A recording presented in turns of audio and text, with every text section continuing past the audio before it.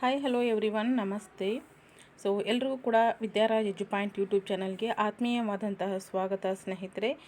ಇವತ್ತಿನ ಕ್ಲಾಸ್ನಲ್ಲಿ ನಾವು ಟಾಪ್ 10 GK ಕ್ವಶನ್ಸ್ ಆ್ಯಂಡ್ ಆನ್ಸರ್ಸನ್ನು ನೋಡ್ತಾ ಹೋಗೋಣ. ಇವತ್ತಿನ ಕ್ಲಾಸ್ನ ಮೊದಲ ಪ್ರಶ್ನೆ ಅಂದರೆ 190 ಪ್ರಶ್ನೆಗಳನ್ನ ನೋಡಿದ್ದೀವಿ. ಇವಾಗ 191ನೇ ಪ್ರಶ್ನೆ. ಭಾರತದ ಬಾಹ್ಯಾಕಾಶ ಯೋಜನೆಯ ಪಿತಾಮಹ ಯಾರು? ಭಾರತದ ಬಾಹ್ಯಾಕಾಶ ಯೋಜನೆಯ ಪಿತಾಮಹ ಯಾರು?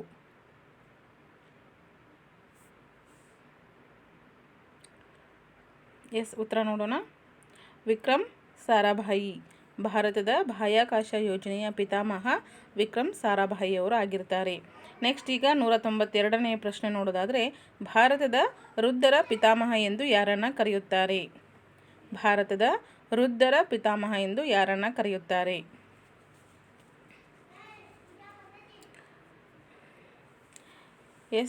ಭಾರತದ ವೃದ್ಧರ ಪಿತಾಮಹ ಎಂದು ಯಾರು ಕರೀತಾರೆ ಅಂತಂದರೆ ದಾದಾಬಾಯಿ ನವರೋಜಿ ಅವರನ್ನು. ಭಾರತದ ವೃದ್ಧರ ಪಿತಾಮಹ ಎಂದು ದಾದಾಬಾಯಿ ನವರೋಜಿ ಅವರನ್ನು ಕರೆಯುವಂಥದ್ದು. ನೆಕ್ಸ್ಟ್ ಈಗ ಮುಂದಿನ ಪ್ರಶ್ನೆ 193ನೇ ಪ್ರಶ್ನೆ. ಫೇಸ್ಬುಕ್ನ ಪಿತಾಮಹ ಯಾರು? ಫೇಸ್ಬುಕ್ನ ಪಿತಾಮಹ ಯಾರು?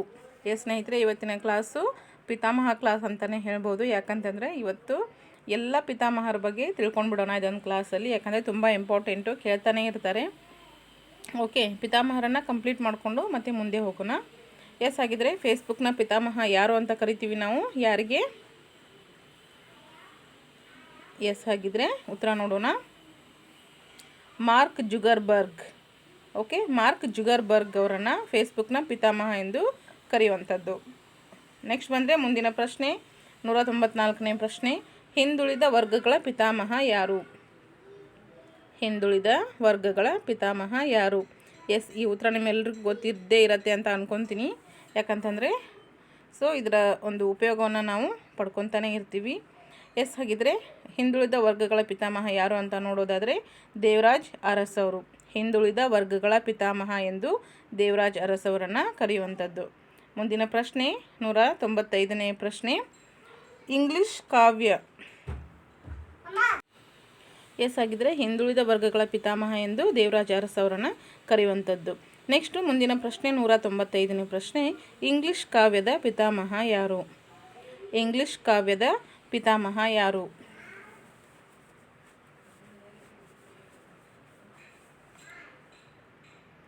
ಹಾಗಿದ್ರೆ ಉತ್ತರ ನೋಡೋಣ. ಜಿಯಾ ಪ್ರೇರಿ ಚೌಸೇರ್ ಅಂತಕ್ಕಂಥವ್ರು. ಜಿಯಾ ಪ್ರೇರಿ ಚೌಸೇರ್. ಇಂಗ್ಲಿಷ್ ಕಾವ್ಯದ ಪಿತಾಮಹ ಜಿಯಾ ಪ್ರೇರಿ ಚೌಸರ್ ಅಂತಕ್ಕಂಥದ್ದು. ಓಕೆ, ನೆಕ್ಸ್ಟ್ ಬಂದರೆ ಮುಂದಿನ ಪ್ರಶ್ನೆ 196ನೇ ಪ್ರಶ್ನೆ. ನಿಮ್ಮೆಲ್ಲರಿಗೂ ಗೊತ್ತಿರತ್ತೆ ಈ ಪ್ರಶ್ನೆ. ವಿಕಾಸವಾದದ ಪಿತಾಮಹ ಯಾರು? ಅಥವಾ ವಿಕಾಸವಾದದ ಪಿತಾಮಹ ಎಂದು ಯಾರನ್ನು ಕರೀತಾರೆ? ಈ ಪ್ರಶ್ನೆ ನೀವು ಸೈಕಾಲಜಿಯಲ್ಲಿ ಸಹ ಕಾಣ್ತೀರಿ. ಹಾಗಿದ್ರೆ ಉತ್ತರ ನೋಡೋಣ.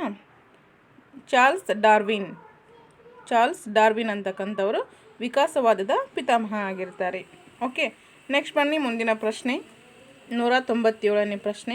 ಪಾಶ್ಚಿಮಾತ್ಯ ವೈದ್ಯಶಾಸ್ತ್ರದ ಪಿತಾಮಹ ಯಾರು? ಪಾಶ್ಚಿಮಾತ್ಯ ವೈದ್ಯಶಾಸ್ತ್ರದ ಪಿತಾಮಹ ಯಾರಾಗಿರ್ತಾರೆ?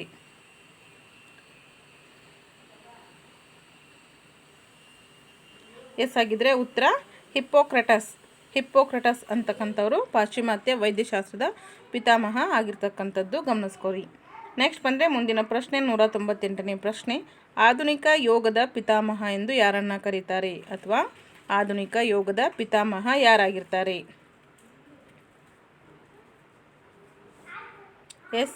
ಉತ್ತರ ನೋಡೋಣ. ಹಾಗಿದ್ರೆ ಬೆಳ್ಳೂರು ಕೃಷ್ಣಮಾಚಾರ್ ಸುಂದರರಾಜ್ ಅಯ್ಯಂಗಾರ್ ಅವರು ಆಧುನಿಕ ಯೋಗದ ಪಿತಾಮಹರಾಗಿರ್ತಾರೆ. ಗಮನಿಸ್ಕೊಳ್ಳಿ. ಆಧುನಿಕ ಯೋಗದ ಪಿತಾಮಹ ಎಂದು ಬೆಳ್ಳೂರು ಕೃಷ್ಣಮಾಚಾರ್ ಸುಂದರರಾಜ್ ಅಯ್ಯಂಗಾರ್ ಅವರನ್ನು ಕರೆಯುವಂಥದ್ದು. ಈ ಒಂದು ಕ್ಲಾಸ್ನ ಕೊನೆಯ ಪ್ರಶ್ನೆ, ಇನ್ನೂ 2 ಪ್ರಶ್ನೆ ಇದೆ.